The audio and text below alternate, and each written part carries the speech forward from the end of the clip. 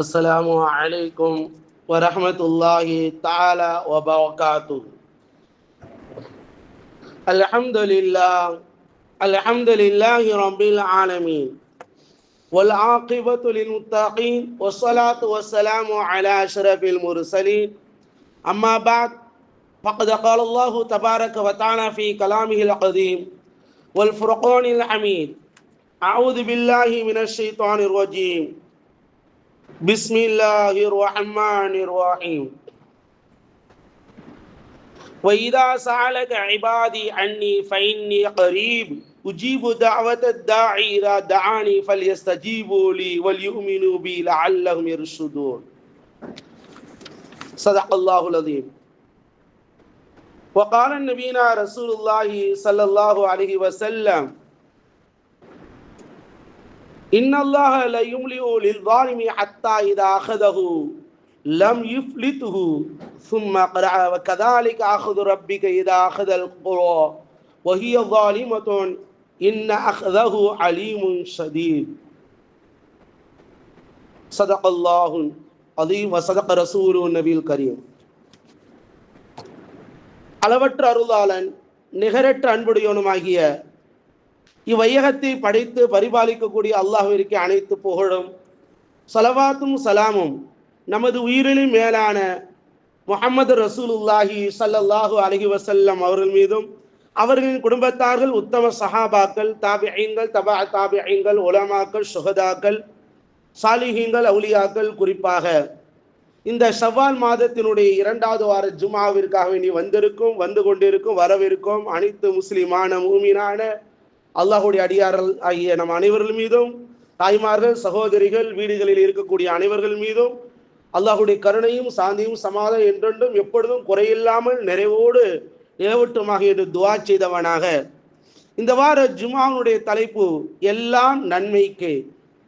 கண்ணியத்துக்குரிய அல்லாஹு நல்லடியார்களே, அல்லாஹு ஜல்லஷானு வ தஆலா தொடர்ந்து உம்மத்தி முஹம்மதியா, இந்த உம்மத்திற்கு அல்லாஹு தஆலா சோதனைகள் எப்பொழுது இருந்து கொண்டே இருக்கும். சோதனை இல்லை என்று சொன்னால் அடியார்கள் அல்லாஹ்வின் பக்கம் நெருங்க முடியாது. அடியார்கள் அல்லாஹ்வுடைய மாபெரும் அருளை உணர முடியாது. ஒரு கஷ்டத்திற்கு பிறகு ஒரு இன்பத்தை அனுபவிக்கும் பொழுது அதனுடைய சுகமே, அதனுடைய மகிழ்ச்சியே தனி. வெறுமனே கஷ்டமே இல்லாமல் கிடைத்தது என்று சொன்னால் அதிலே இன்பம் இருக்காது, பெரிய மகிழ்ச்சி இருக்காது. ஒரு மிகப்பெரிய ஒரு கஷ்டத்திற்கு பிறகு, துன்பத்திற்கு பிறகு அந்த இன்பத்தை நாம் அனுபவிக்கும் பொழுது அதனுடைய மகிழ்ச்சி நிம்மதியாக இருக்கும். அது சாதாரணமாக அது நாம் வாழ்க்கையில பார்க்கலாம். கண்ணியத்துக்குரிய அல்லாஹ் நல்லடியார்களே, அதுபோலத்தான் அல்லாஹு ஜல்லஷானு வ தஆலா இந்த ஈமான் இருக்கின்றது அல்லவா, இந்த ஈமானுக்கு எப்பொழுதும் அதன் மீது அம்புகள் எரியப்பட்டு கொண்டே இருக்கும். இந்த இஸ்லாம் மீது எப்பொழுதும் அம்புகள் எரியப்பட்டு கொண்டே இருக்கும். பார்ப்பவருடைய பார்வை அது குறுகுறு என்று இருந்து கொண்டே இருக்கும். அவர்களால் சகித்து கொள்ளவே முடியாது. எந்த உலகத்திலே நீங்கள் பார்க்கலாம் எந்த மதத்தின் மீது இவ்வளவு பெரிய வன்மம் இல்லவே இல்லை. இஸ்லாத்தின் மீது மட்டும்தான் இவ்வளவு பெரிய வன்மங்கள் கொட்டப்படுகின்றது, கட்டவிழ்த்தப்படுகின்றது. இதுவெல்லாம் நாம் இன்னும் சத்தியத்தில் அல்லாஹ் நம்மை நிறைவேறச் செய்திருக்கின்றான், நாம் இன்னும் அல்லாஹ்வை நோக்கி இருக்க வேண்டும் என்பதற்கு உண்டான அடையாளமாக இருக்கின்றது. கண்ணியத்துக்குரிய அல்லாஹ் நல்லடியார்களே, அல்லாஹு ஜல்லஷானு வ தஆலா இந்த இஸ்லாம் என்பது 1446 ஆண்டுகள் மாத்திரமல்ல. இந்த உலகம் எப்பொழுது தோன்றியதோ, இந்த உலகத்திலே மனித சமூகம் எப்பொழுது இறைவன் படைத்தானோ அன்று முதல் இறைவன் இந்த இஸ்லாம் இருந்து கொண்டே இருக்கிறது. ஏதோ முஹம்மது நபி மக்காவிலே பிறந்த பிறகுதான் இஸ்லாம் வந்தது அல்ல. இஸ்லாம் என்பது மனிதன் படைக்கப்படும் பொழுதே அவனை, அந்த படைத்தவனை கட்டுப்பட்டு நடக்க வேண்டும் என்பதுதான். தான் மனு இச்சையின்படி மனபோன போக்கிலே கண்டதே காட்சி கொண்டதே கோலம் என்று வாழ்வது வாழ்க்கை அல்ல. எனக்கு எது பிடிக்கின்றதோ அப்படி நான் வாழுவேன், எனக்கு எது கண்களுக்கு தெரிகிறதோ அதை நான் வணங்குவேன், எனக்கு எது காட்சியாக இருக்கிறதோ அதுதான் எனக்கு கடவுள் என்று உலகத்திலே அல்லாஹ் இறைவன் அதை முற்றிலுமாக இல்லை என்று தடுக்கின்றான். சாதாரணமாக நாம் உலகத்திலே இந்த பார்க்கும் பொழுது இந்த உலக வாழ்க்கை என்பது இறைவன் நம்மை படைத்த ரப்பு, படைத்த இறைவன், அவன் எல்லாவற்றிற்கும் ஒரு முடிவு வைத்திருக்கின்றான். ஆரம்பம் இருக்கிறது, முடிவு இருக்கின்றது. ஆரம்பம் இல்லை, முடிவும் இல்லாத இறைவன் அவன் மட்டுமே தான். அவனை வணங்கி வாழக்கூடிய உண்மையாக இறைவனை வணங்க வாழக்கூடிய ஒரே சமூகம் அது இஸ்லாம் மட்டுமே தான். அவனுக்கு இணை துணை, அவனுக்கு எந்தவித பிள்ளைகளும் இல்லை, குடும்பமும் இல்லை, அவன் கல்லும் அல்ல, மண்ணும் அல்ல, சூரியனும் அல்ல, சந்திரனும் அல்ல. உலகத்தினை எதை விட்ட லைஸ கமிசிலி செய்யும், அவன் அனைத்து விட்டும் அப்பாறுபட்டவன் தான் இறைவன். அதை நாம் உணர்ந்து கொள்ள வேண்டும். அது ஈமான். அந்த ஈமான், அந்த நம்பிக்கை, ஈமான் என்று சொன்ன என்னது? நம்பிக்கை. அந்த நம்பிக்கையின்படி வாழக்கூடிய மூமீன்கள், முஸ்லிம்கள், இது சாதாரணமாக நமக்கு உலகத்திலே ஏற்றுக்கொண்டவர்களுக்கு இன்பத்தோடு வாழணும், மகிழ்ச்சியோடு வாழணும் என்பது முடியாது. அல்லாஹு தஆலா தாங்கள் ஈமான் கொண்ட பிறகு சோதிக்கப்படாமல் அப்படியே விட்டு விடுவோம் என்று நினைத்து விட்டார்களா என்று அல்லாஹ் கேட்கின்றார். அல்லாஹு ஜல்லஷானஹு வ தஆலா ஈமானுடைய விஷயத்துல ஈமான் கொண்ட பிறகு சோதனைகள் வரும். பிலால் ரலியல்லாஹு அன்ஹு அவர்களுக்கு பட்ட துன்பத்தை விடவா நமது உயிரிலே மேலான முஹம்மது ரசூலுல்லாஹி ஸல்லல்லாஹு அலைஹி வஸல்லம் அவர்களுக்கு ஏற்பட்ட மிகப்பெரிய இன்னல்கள் அவர்களை விடவா நமக்கு இன்றைய காலகட்டத்திலே பலஸ்தீன், கஸா முஸ்லிம்கள் படக்கூடிய அந்த துன்பங்களை விடவா?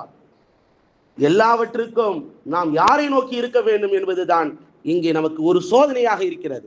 கண்ணியத்துக்குரிய அல்லாஹ் நல்லடியார்களே, அல்லாஹு ஜல்லஷானஹு வ தஆலா சோதனைகள், சிலுவையினுடைய போர், அந்த நேரத்திலே அந்த சிலுவை போரினுடைய முடிவு முஸ்லிம்களுக்கு பாதகமாக இருக்கின்றது. அப்ப முஸ்லிம்கள் பல்வேறு பல நபர்கள், முஸ்லிம்கள் சிறைபிடிக்கப்படுகின்றார்கள்.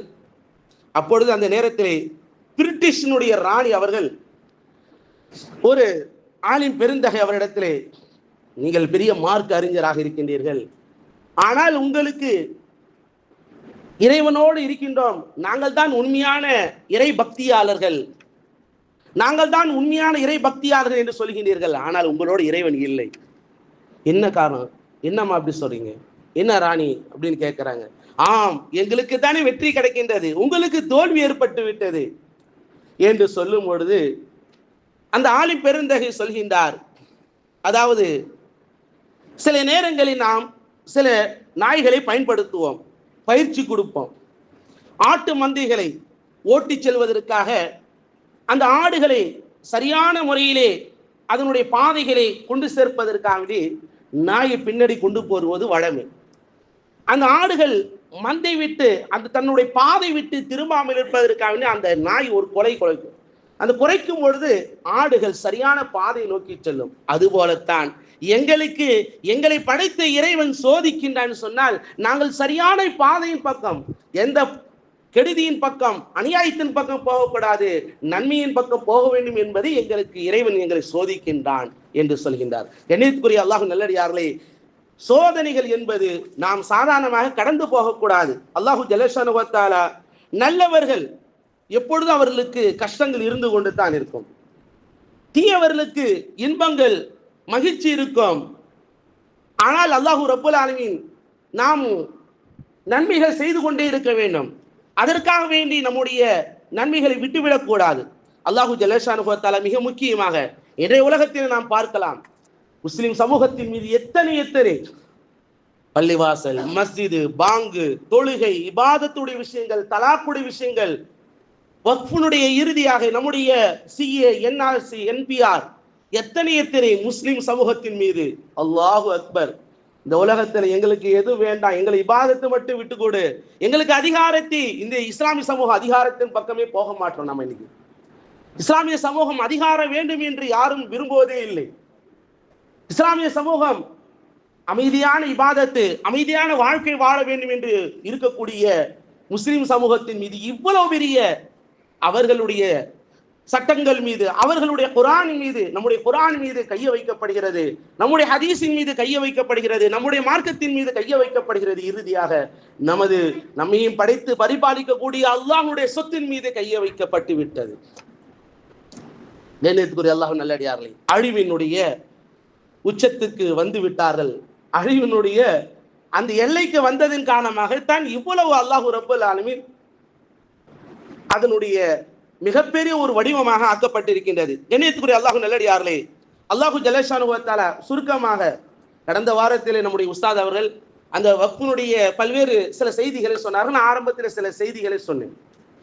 இதை உண்மையிலே நாம் இன்றைக்கு இதை சாதாரணமாக நம்ம நினைத்து கொண்டு வந்தோம். வக்ஃபினுடைய சொத்துக்கள் எல்லாம் ஏதோ ஒன்று நினைத்துட்டு இருந்தோம். ஆனா அது இன்னைக்கு தான் முஸ்லிம் சமூகம் ஒரு தெளிவுக்கு வந்து கொண்டு இருக்கின்றோம்.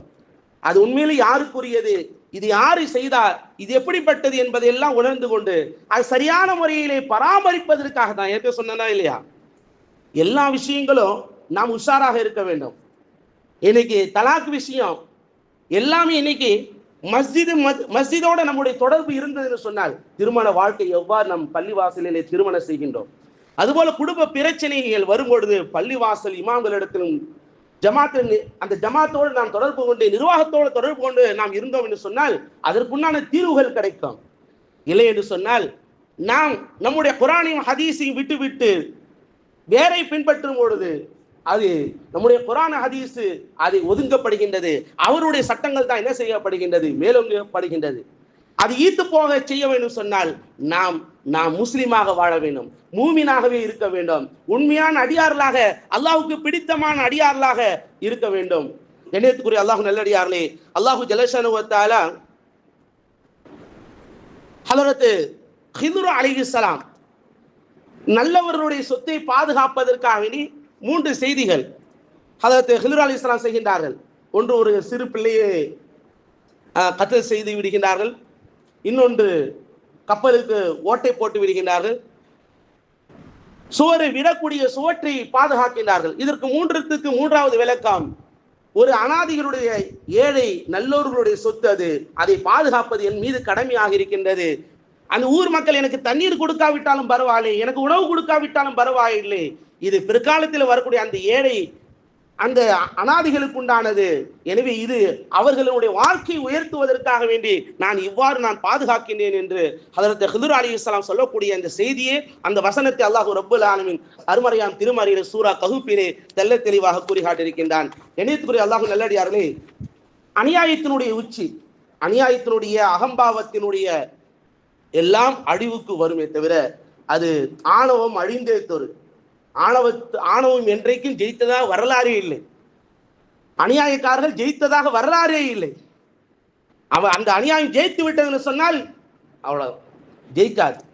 ஒரு கட்டத்து வரைக்கும் போக முடியும். அல்லாஹு ஜல்லஷானுஹு வ தஆலா மூமினாக இருக்கக்கூடிய முஸ்லிமா இருக்கக்கூடிய ஹஜ்ஜாஜ் இப்னு யூசுப், அவன் ஒரு முஸ்லிம் தான். என்ன, அவனுக்கு ஷரியத்தை பின்பற்ற மாட்டான், குர்ஆன் ஹதீஸ் எல்லாம் பின்பற்ற, தன்னுடைய மனோயிச்சை பின்பற்றி பல்வேறு சட்டங்களை ஏற்றினான். இதை எதிர்த்த சஹாபாக்கள் மிகப்பெரிய ஒரு போராளிகளாக இருந்தார்கள். அதில் மிகப்பெரிய சயீத் இப்னு ஜுபைர் ரலியல்லாஹுடைய வரலாறு.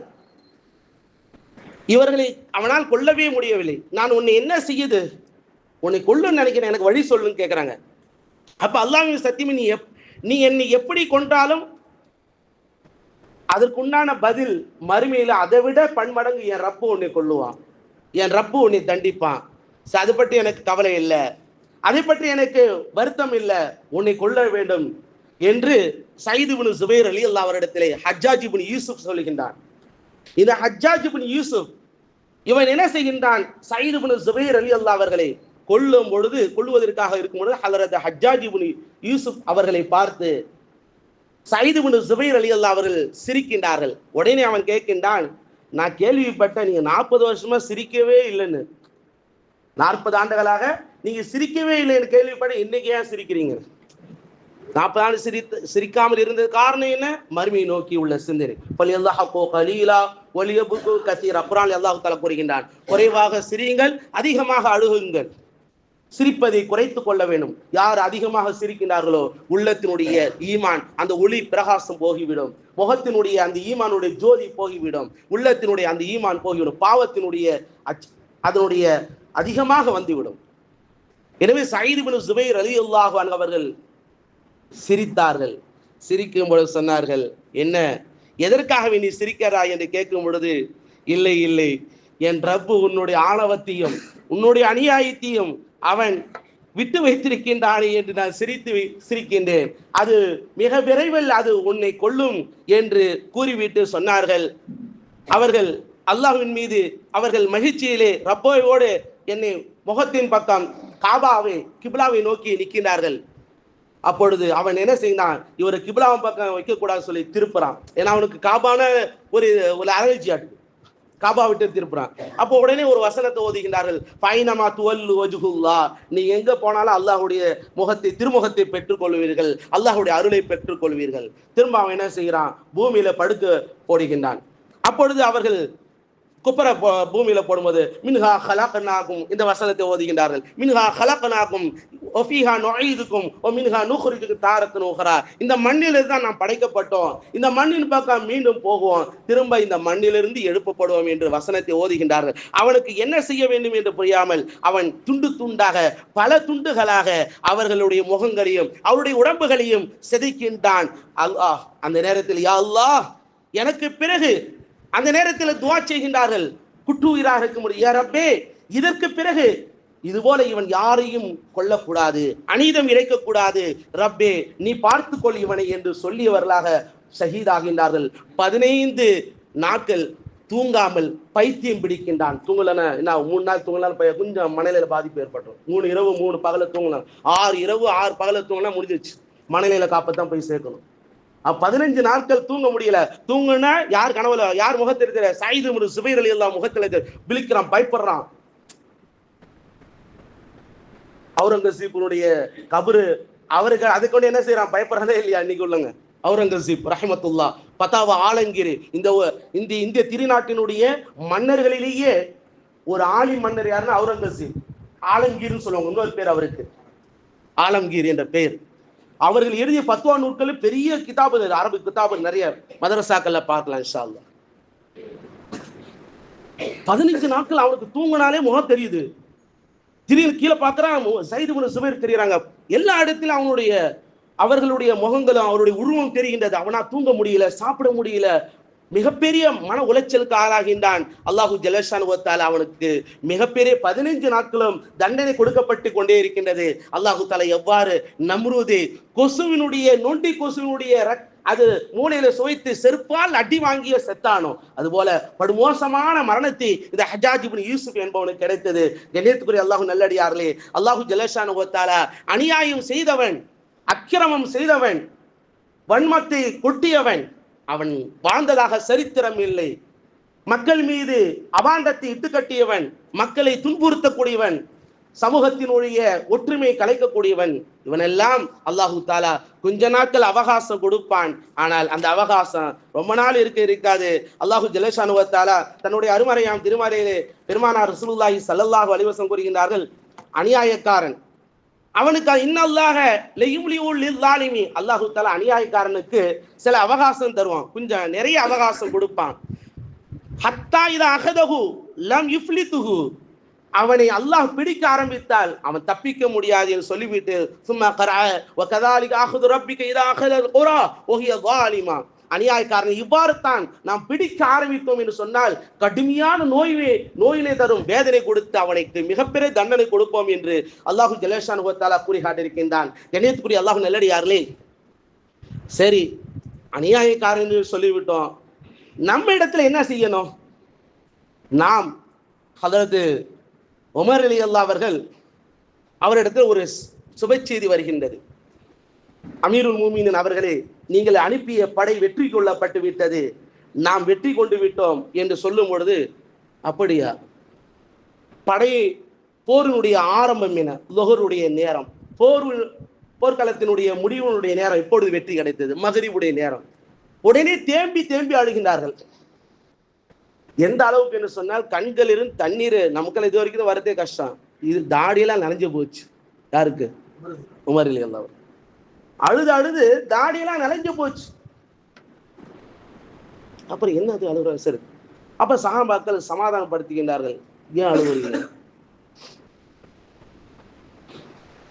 ஏதோ ஒரு தவறு நான் செய்திருக்கின்றேன், அல்லது நீங்கள் யாரோ ஒருவர் தவறு செய்திருக்கின்றோம்.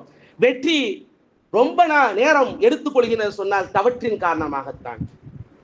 வெற்றி கிடைக்க வேண்டும் சொன்னால் சொன்ன வார்த்தை கவனிங்கள்.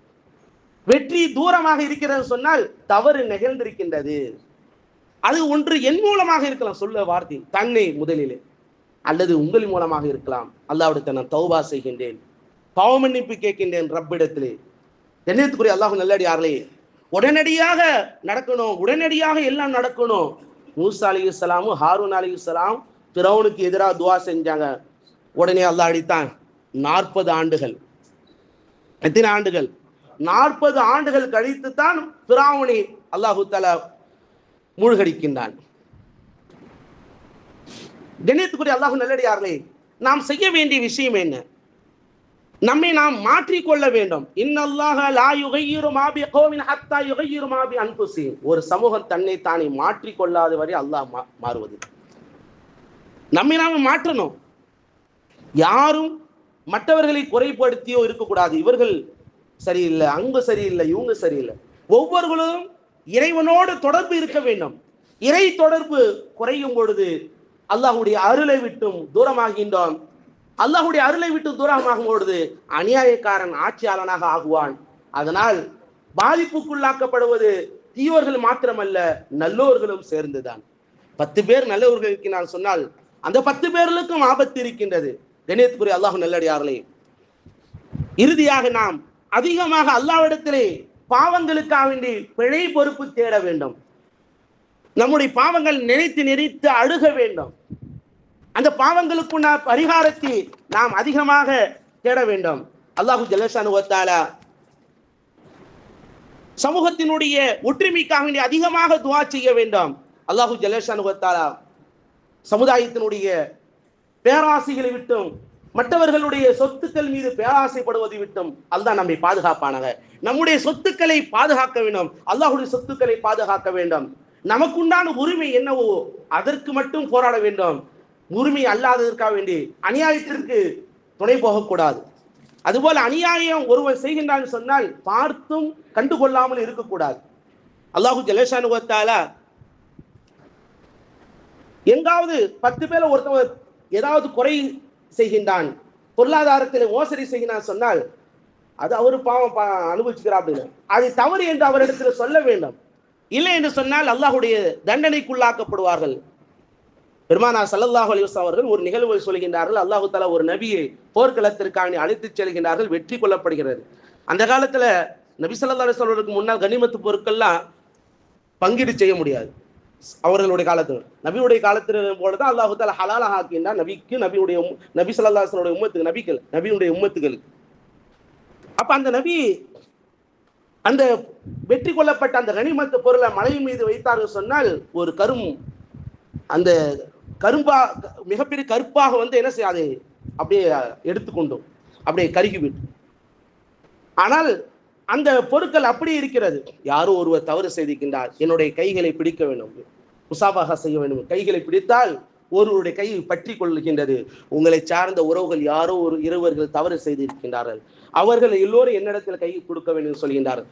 அந்த 2 பேர்களுடைய கை அந்த நபியினுடைய கையோடு ஒட்டி கொள்கிறது. உண்மையை சொல்லுங்க, நீங்கள் தான் ஏதோ பொருளை திருடி இருக்கின்றீர்கள், மறைத்து வைத்திருக்கின்றீர்கள். ஆம், ஒரு மாட்டினுடைய உருவத்தினுடைய தங்கம் அளவு எடுத்து வைத்துக் கொண்டார்கள் இருவர்களும். அதை கொண்டு வாருங்கள். கொண்டு வரப்படுகிறது, அது வைக்கப்படுகிறது. என்ன செய்யப்படுகிறது? அவருடைய அந்த போர்க்காலத்தினுடைய கனிமத்து பொருட்கள் அல்லாஹ் ஏற்றுக்கொள்கின்றான். கணியத்துக்குரிய அல்லாஹ் நல்லடியார்களே, பொருளாதாரம் என்பது அல்லாஹ்வுடைய சொத்து.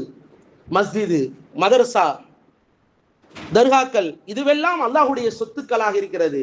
அதிலே நாம் நம்முடைய பணங்கள் செலவுகள் போகும் என்பது, அதிலிருந்து நம்முடைய பொருளாதாரத்தை எடுத்துக்கொள்ள வேண்டும், அதிலிருந்து ஏதாவது இருக்க வேண்டும் என்று நினைக்க கூடாது என்பதற்காகத்தான் அல்லாஹு தஆலா இது மிகப்பெரிய ஒரு சோதனைகளாக முஸ்லிம் சமூகம் அதை பாதுகாக்க வேண்டும். எப்படி பாதுகாக்க வேண்டும் என்பதற்காகத்தான் இவ்வளவு பெரிய சோதனைகளை அல்லாஹ் கொடுத்திருக்கின்றான். இன்ஷா அல்லாஹ் வெற்றி பெறுவோம்.